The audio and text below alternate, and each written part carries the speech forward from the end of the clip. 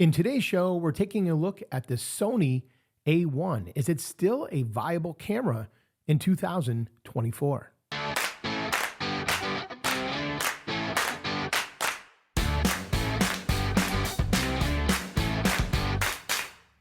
Hey everyone, welcome into Magnolia Photography. I am Jeff House and I'm a wildlife photographer in Charleston, South Carolina. So I wanted to take a look at the Sony A1 camera today and talk about whether or not this is still a viable option in 2024. Now, I made a recent switch from the Sony A7R5 camera to the Sony A1. And I'll tell you, there definitely is a difference between these two cameras. I want to talk about these two cameras as these are the ones that I've been using. And for those of you who are looking for a new camera, looking to upgrade your current system, whatever the case may be, I wanted to share with you a little bit about my experience with these two particular cameras and why I decided to go to the Sony A1, and also kind of talk a little bit about why I am decided not to wait for the Sony A2 to come out, because that is anticipated to come out sometime in early 2025. Now, the Sony A7R5, what an amazing camera this is. This camera right here is a 61 megapixel camera, shoots about 8 to 10 frames per second. And that is certainly enough frames per second to do wildlife photography, but it's far, far short of what the Sony A1 can do when it comes to frames per second. Now, it's really interesting because the Sony A7R5 does have the mechanical shutter as well as the electronic shutter, but you do get less frames per second with the electronic shutter. Now, when you're looking at the Sony A1, if you use the mechanical shutter, you can get somewhere around 10 frames per second, but going with the electronic shutter, you can get up to 30 frames per second. Now, of course, there are other variables here that will determine your ability to maximize the frames per second. And those are some of the things that you have to consider when you're investing into a camera like the Sony A1. So there are different types of memory cards that you can use to make sure that you maximize that, because not all memory cards will allow you to capture the 30 frames per second. So you do have to watch that. And it is a little bit of an investment to get the memory cards for this camera. So when you're budgeting for a camera upgrade, these are things that you will also have to consider and look into. So why did I switch from the Sony A7R5 to the Sony A1? Again, the Sony A7R5 is a 61 megapixel camera, and when we look at that compared to the Sony A1, that is a 50 megapixel camera.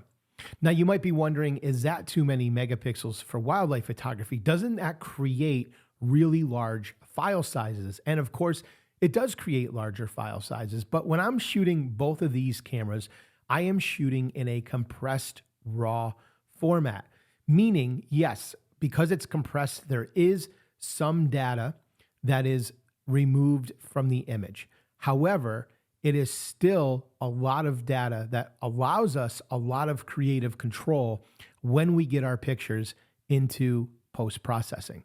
So the smaller file sizes that we're able to create by using the compressed version is kind of like the best of both worlds. We get those beautiful raw files with a lot of room to edit the photos, but we also reduce some of the file sizes so that we can get more pictures on our memory cards, but we can also write the files faster to the memory cards when we are in those burst modes, photographing flying birds or running animals or whatever it is that we're photographing. So that is a huge thing that I like to consider is the megapixels, because both cameras, again, being high megapixel cameras, one thing that's really essential when we are looking at wildlife photography is we like that ability to crop in, right? That is something that we often have to do in wildlife photography because we can't, many times anyway, get very close to the animals, whether that's because we scare them off or whether it's out of respect for the animals and we don't want to intrude into their life and into their environment and, become too distractive to them. So being able to crop the images while maintaining a high quality, well, that's where the high megapixels is really beneficial in wildlife photography. So that is what we're going to be focusing on when we're looking at those megapixels. So you will have to consider some other things, right? We talked about those larger file sizes. Do you have a computer that can handle those larger file sizes? Do you have storage on your hard drives that will allow you to store all of these photos that are at higher file sizes? These are all things that you have to consider when making a purchase like this, especially with higher megapixel cameras. And of course, don't think that just because you have a higher megapixel camera, that's going to equate into better pictures. Yes, if you capture a perfectly sharp picture, you will see the benefits of those higher megapixels. That will really bring out the detail in your photos. But remember this, if you have a little bit of camera shake, if you have a little bit of motion blur, anything you do that keeps the picture from being perfect when capturing it is going to be magnified with higher megapixel cameras. That is just the nature of the beast, if you will. That higher megapixels brings out a lot of detail, but it brings out a lot of detail even when we miss the shot. So if you were to take the same picture with a 26 megapixel camera, a 24 megapixel camera, and maybe it's just slightly blurry because of camera shake or motion blur, you may not pick it up, or you're not going to pick it up as much anyway as you will if you're using a higher megapixel camera. So those are some of the things that we look at in that regard. The other thing that was very important to me, and a big reason why I went to the Sony A1, was the frames per second. The 30 frames per second versus 10 just opens up a whole new world when it comes to wildlife photography. Yes, you can do it with 10 frames per second, but you will miss some moments, right? You will miss if a bird is flying through the air and different things are happening. You are going to be very limited as far as the total number of poses that you will be able to capture. If a bird is diving into the water, it's very likely that at 10 frames per second, you're going to miss key moments during that, that cool moment that's unfolding before you. Maybe it's, just as the bird hits the water, maybe it's them coming out of the water with a fish and the fish is in a cool position, right? Having 10 frames per second makes it very difficult to get those precise moments that create the most beautiful looking images. But at 30 frames per second, man, my world has changed with that many frames per second, because now you have a lot more action captured when the bird, the animal, is doing something interesting. In fact, sometimes you might even find, I have too many photos here, right? You might find that you have 10 of almost, identical photos because the camera is just capturing them so quickly that not much has happened in that very short period. So you will find as you're going through the editing process that you have, 10, 15 shots that look almost identical, and you're just going to go through and you're going to pick the best one, and then you're going to delete the remaining photos. But I'd rather have that problem. I'd rather have to reduce the number of photos I have rather than have the photos and be missing key moments of whatever was happening in front of me. So frames, again, per second were such a huge, huge aspect for my decision with this camera. Some of the other things that you're going to want to look at when you're looking at a good wildlife camera, and this was another thing for me, is ISO performance. We know, we've talked a lot about this on this channel, that you often have to use higher ISOs when you're shooting wildlife photography, because we tend to be shooting in lighting situations that are less than ideal, often darker lighting conditions, early morning, early evening, and shooting at higher ISOs will allow us to shoot at those faster shutter speeds when we need to freeze the action. The difference between the 50 megapixel camera and the sensor that is in the A1, it really allows you to work at higher ISOs and still get very, very clean images. The Sony A7R5 for a 61 megapixel camera, I believe, in my opinion, handles higher ISOs very well. And with the programs that we use that we've talked about on this channel, like Topaz AI or On1, photo, these programs are so good at helping us control noise in post-production that the Sony A7R5 does create very acceptable images, even at 16,000 ISO. But I will say, I have noticed that the Sony A1 does do a better job of handling those higher ISO situations. So that is another benefit to this particular camera. Now, you're not going to notice very much difference between the A1, which is right here, and the Sony A7R5. However, you will notice that there are a few more dials on the top of the camera. And I do like that simply because it allows you to make some common adjustments a little bit easier, right? You don't have to go into any of the menus inside of the camera to really set these up. In fact, this is set up right here. This dial allows us to put the camera into a continuous autofocus mode, and it also controls whether or not we want to shoot in burst mode at a low, medium, high, or high plus situation. So this is one of those dials that you can kind of just set it and forget it. When it comes to wildlife photography, you don't have to really worry about anything. But again, if you needed to make changes on the fly, having this dial right here is very convenient, makes it just a little bit easier, a little bit quicker, in my opinion, as opposed to creating a shortcut or diving into the electronic menus. We also have, modes over here where we can change from manual to aperture priority and so on down the line. We have our exposure compensation button. We have our shutter button, we have our shutter speed dial. And then of course on the front of the camera, we have our aperture dial. So it's pretty much set up like any other camera that you'll be familiar with, just has those few more dials on the top that prevents having to go into the menu. Overall size compared to the A7R5, you can see that it's really, really comparable. There might be a slight difference in how the grip feels in the hand, but I find both to be very, very comfortable. If you have super large hands, you might want to look at getting a battery grip with either camera. But other than that, they're really comparable.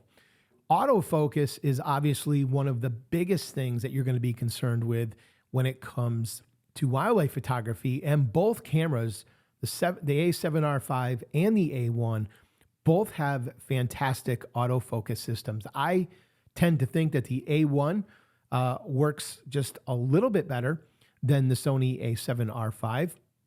And for what reason, I really don't know. It's just how I feel when I'm out there in a real world situation. We can look at testing on autofocus all we want, but there is a difference between what happens in testing situations and what happens in real life photography. So I always like to go by that real world situation because I think it's going to give us the most accurate reflection of what we can expect.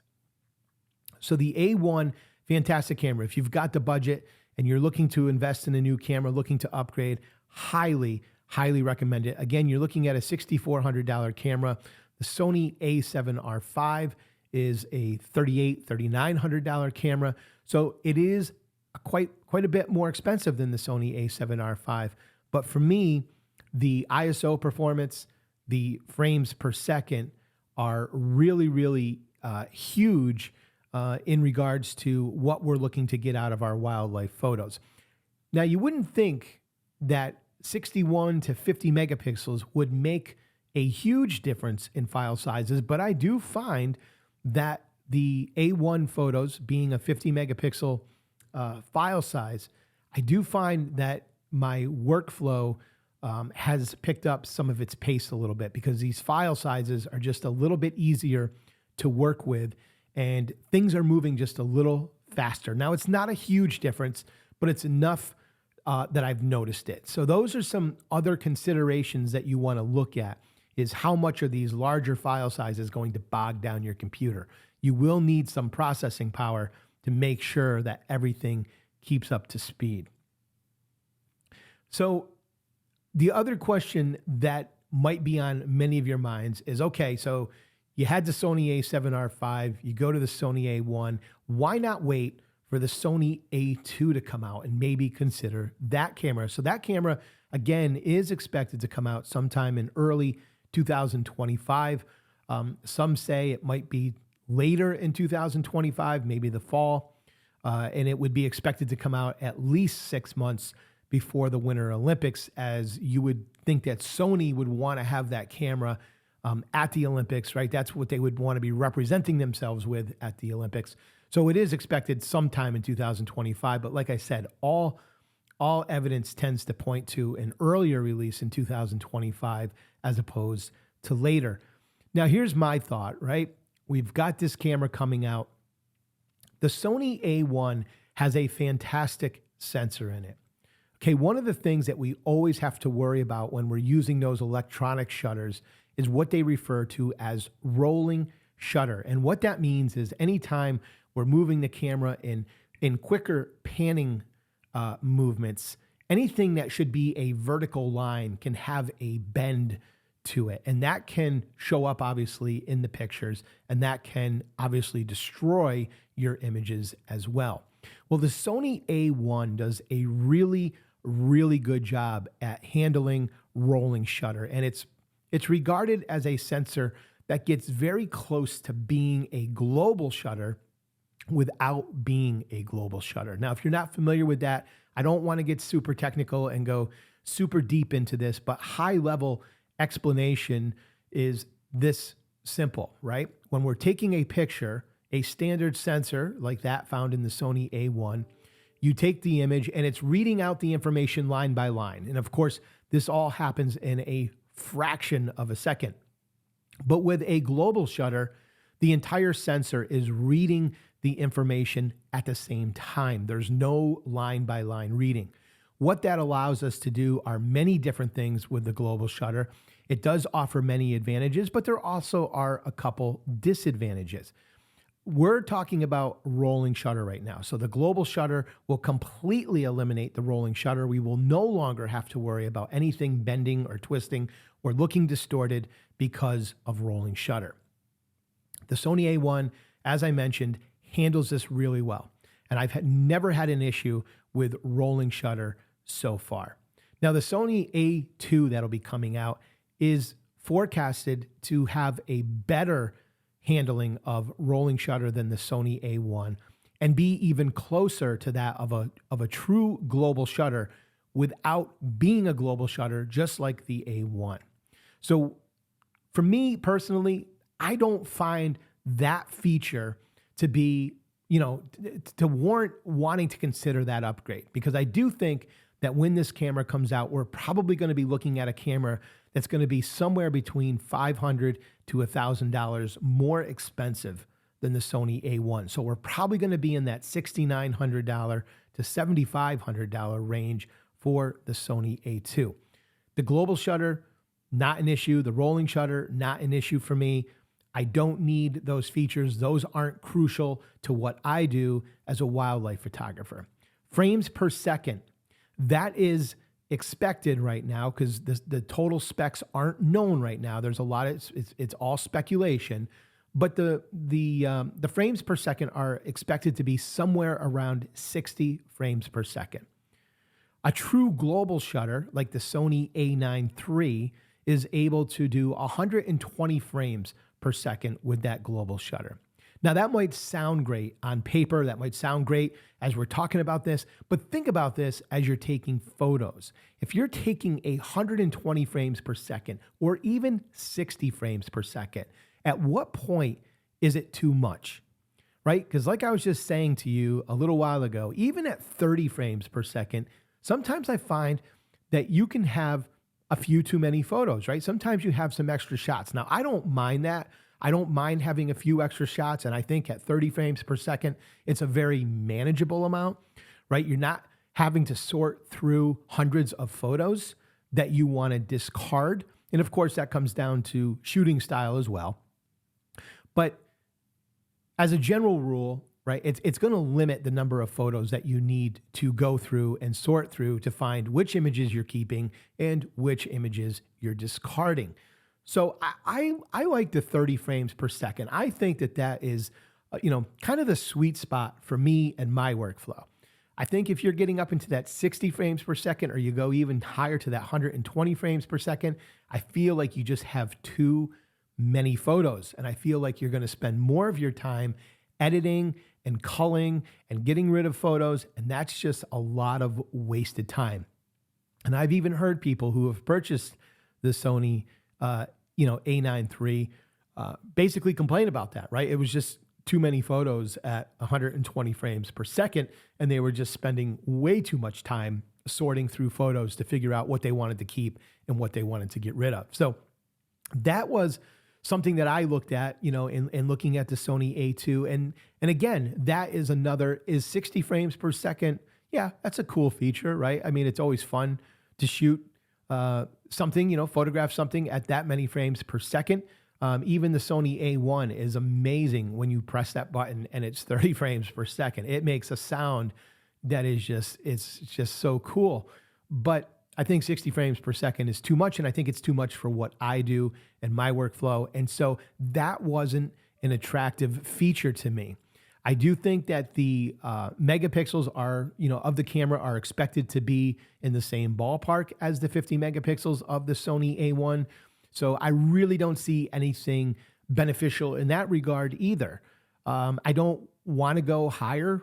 Even if it came out with a higher megapixel, that wouldn't interest me. If it went up to like the A7R5 and it was a 61 megapixel camera, I kind of like the 50 megapixels. Again, I think that 45 megapixel to 50 megapixel range is kind of the sweet spot for wildlife photography. It creates images that are, they're large file sizes, but they're manageable.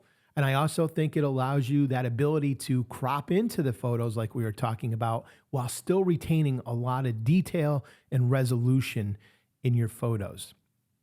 So those are the real reasons for me why I didn't think it was worth waiting for the Sony A2, and I decided to go with that Sony A1. Now you can say, hey, but maybe the autofocus is going to be way better in the Sony A2. And I'm sure, just like every generation of camera that comes out, I'm sure there will be improvements to the autofocus. What they will be exactly, who knows?